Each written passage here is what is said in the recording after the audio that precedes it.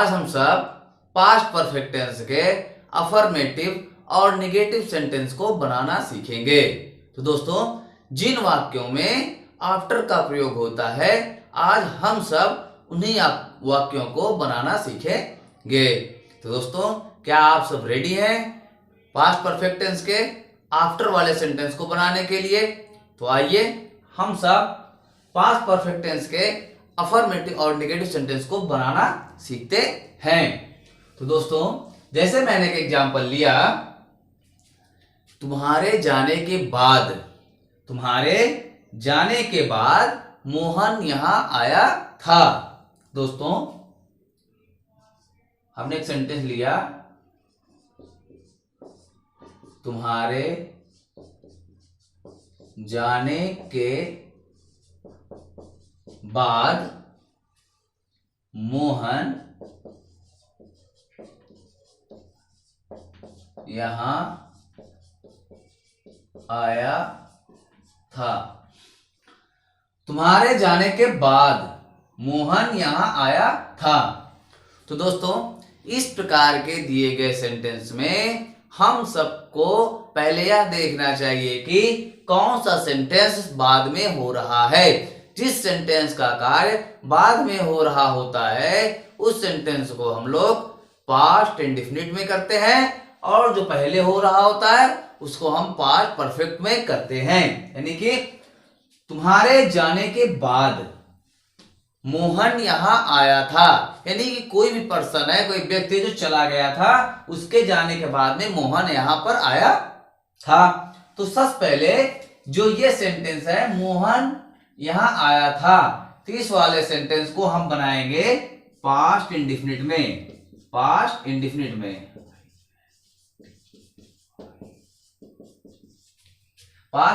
Tense में। और ये जो सेंटेंस है, इसको बनाएंगे हम लोग पास्ट परफेक्ट में।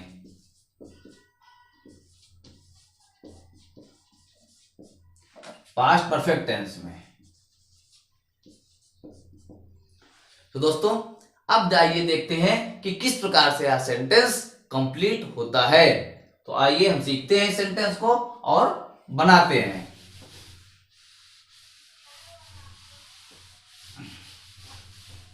रूल्स तो आपको पता होंगे पास्ट इंडेफिनिट और पास्ट परफेक्ट के। तो दोस्तों, यदि आपको रूल्स पता है तो आप सेंटेंस बना लेंगे और सीखेंगे।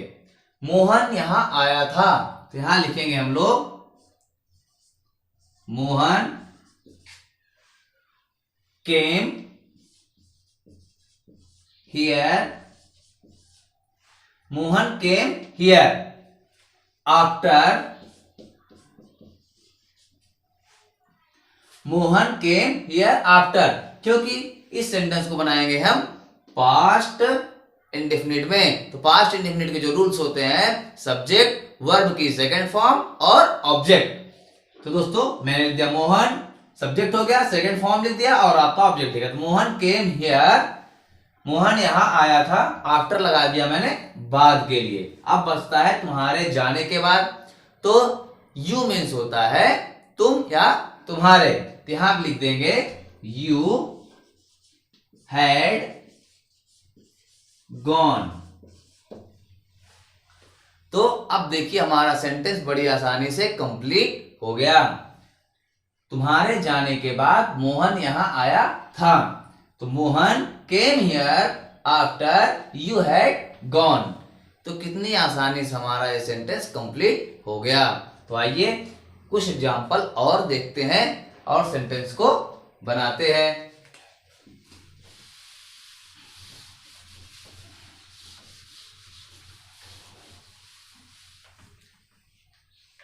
जैसे मैंने एग्जांपल लिया, हमारे जाने के बाद वर्षा बंद हो गई थी। अब हम देखते हैं दूसरा एग्जांपल, यानी कि हमारे जाने के बाद वर्षा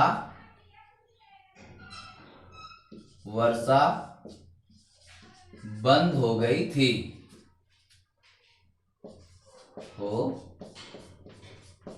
गई थी। ये हमारा एक सेंटेंस है।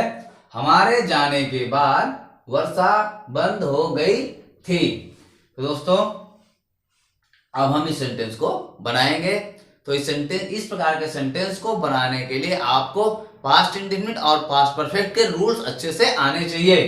तो मैंने आपको जिस प्रकार बताया कि जो सेंटेंस बाद में हो रहा होता है उसको हम लोग पास्ट इंडेफिनिट में बनाते हैं और जिनमें पहले होता है उसको हम लोग पास्ट परफेक्ट में बनाते हैं। वर्षा बंद हो गई थी।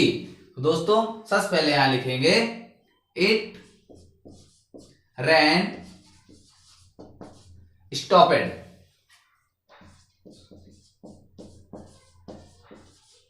आफ्टर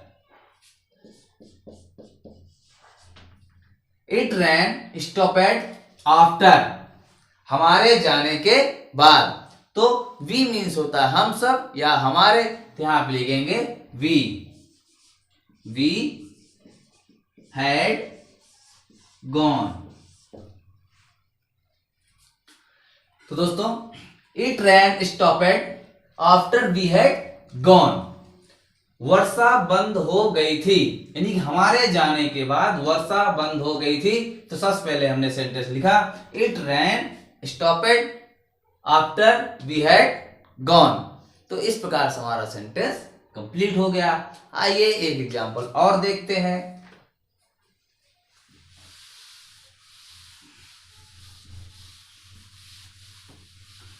अब एक एग्जांपल को और देखते हैं। जैसे मैंने लिखा डॉक्टर के आने के बाद मरीज मर गया था।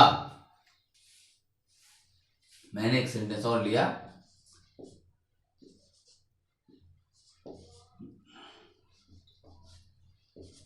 डॉक्टर के आने के बाद, डॉक्टर के आने के बाद मरीज मर गया था।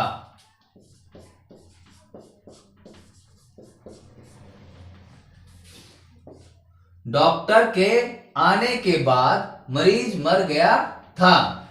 डॉक्टर के आने के बाद मरीज मर गया था। तो सबसे पहले हम लिखेंगे यहां पर इस सेंटेंस को बनाएंगे पास्ट इंडेफिनिट में। तो लिखेंगे यहां पर the patient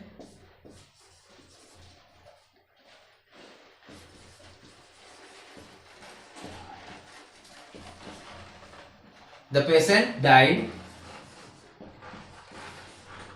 the patient died, मरीज मर गया था। After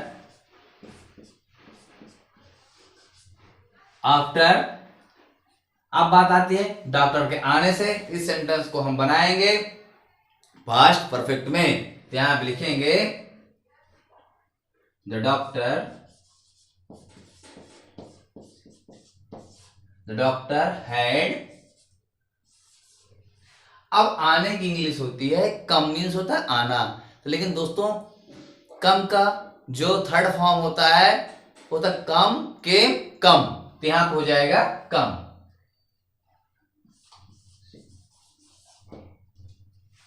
full stop. The patient died after the doctor had come. Doctor के आने के बाद मरीज मर गया था। तो हमने इस सेंटेंस को बनाया पास्ट इंडेफिनिट में, द पेशेंट डाइड। आफ्टर लगाने के बाद में अब जो सेंटेंस बचता है इसको हमने बनाया पास्ट परफेक्ट में। तो आपका सेंटेंस अच्छे से कंप्लीट हो गया। The patient died after the doctor had कम। तो इस प्रकार से हमारा सेंटेंस बन गया। तो आइए और एग्जांपल को देखते हैं। जैसे मैंने एक एग्जांपल और लिया हवा चलने के बाद बादल नहीं आए थे। हवा चलने के बाद बादल नहीं आए थे। हवा चलने के बाद बादल नहीं आए थे। चूंकि अब इस सेंटेंस को हम बनाएंगे पास्ट इंडेफिनिट में, तो दोस्तों पास्ट इंडेफिनिट में जब निगेटिव शब्द का प्रयोग होता है तो हमारी जो वर्ब होती है वो फर्स्ट फॉर्म में आ जाती है और हम डिड नॉट का प्रयोग करते हैं। सबसे पहले यहां पे हम लिखेंगे बादल नहीं आए थे, तो यहां पे आपको हो जाएगा द क्लाउड्स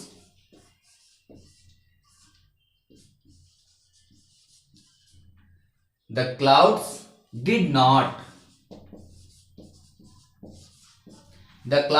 नॉट कम। बादल नहीं आए थे, the clouds did not come. अब बाद के लिए लगाएंगे यहां पे हम लोग आफ्टर। अब बात आती है हवा चलने, तो हवा की इंग्लिश होती है विंड। ध्यान लिखेंगे द विंड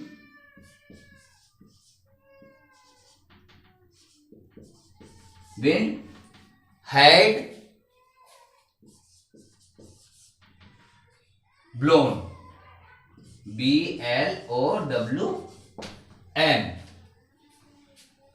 तो दोस्तों देखिए कितनी आसानी से हमारा सेंटेंस कंप्लीट हो जा रहा है। जैसे मैंने कहा हवा चलने के बाद बादल नहीं आए थे, तो इस सेंटेंस को हम बनाएंगे पास्ट इंडेफिनिट में। मैंने बना दिया क्योंकि नेगेटिव है तो नेगेटिव में बनाया। The clouds did not come, बादल नहीं आए थे।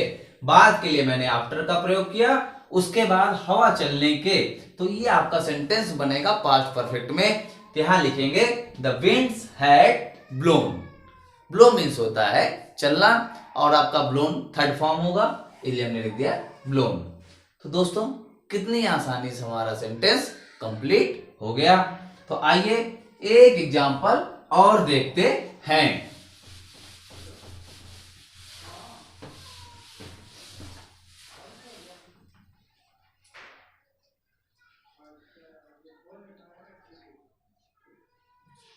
चांद निकलने के बाद आसमान में सितारे नहीं चमके थे। तो दोस्तों आइए एग्जांपल और देखते हैं। चांद निकलने के बाद, चांद निकलने के बाद आसमान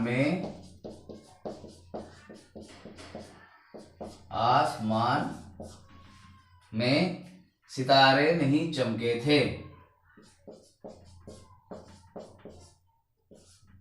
सितारे नहीं चमके थे। चांद निकलने के बाद आसमान में सितारे नहीं चमके थे। बाद वाला जो सेंटेंस होता है उन सभी को हम करते हैं पास्ट इंडेफिनिट में। अफर्मेटिव है तो अफर्मेटिव में, और निगेटिव है तो निगेटिव में, और उसके बाद ये जो सेंटेंस बचता है इस सेंटेंस को करते हैं हम लोग पास्ट परफेक्ट टेंस में। तो दोस्तों जिससे हमारा सेंटेंस अच्छे से कंप्लीट हो जाता है। तो अब हम लोग लिखेंगे यहां पर आसमान में सितारे नहीं चमके थे। तो द स्टार्स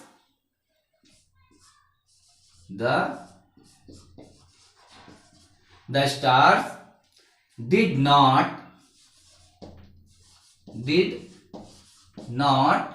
शाइन।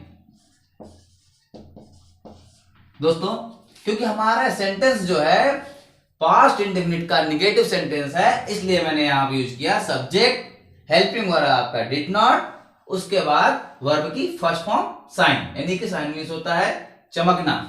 तो the stars did not shine कहां पर? आसमान में, हो जाएगा in the sky, in the sky. The stars did not shine in the sky। आसमान में सितारे नहीं चमके थे। इतने का सेंटेंस बन गया The stars did not shine in the sky। अब लिखेंगे हम लोग यहां पर बाद के लिए लगाएंगे आफ्टर। आफ्टर। अब बात आता है चांद निकलने की। तो चांद निकलने की इंग्लिश होती है, चांद की होती है मून। यहां लिखेंगे मून हैड राइज मीन्स होता है निकलना, तो राइज का थर्ड फॉर्म होता है राइजन। राइज, रोज, रेजन। तो यहां पे लिखेंगे हम लोग रेजन, RISEN, फुल स्टॉप। तो दोस्तों देखिए कितनी आसानी से हमारा सेंटेंस कंप्लीट हो गया। सबसे पहले बाद वाले सेंटेंस को हम लोग बनाते हैं पास्ट इंडेफिनिट में, अफर्मेटिव है तो अफर्मेटिव में, निगेटिव है तो निगेटिव में, और उसके बाद जो बचे वाले जो शेष सेंटेंस बचता है उसको हम लोग बनाते हैं पास्ट परफेक्ट में। तो मैंने यहां पे लिखा आसमान में सितारे नहीं चमके थे, तो the stars did not shine in the sky.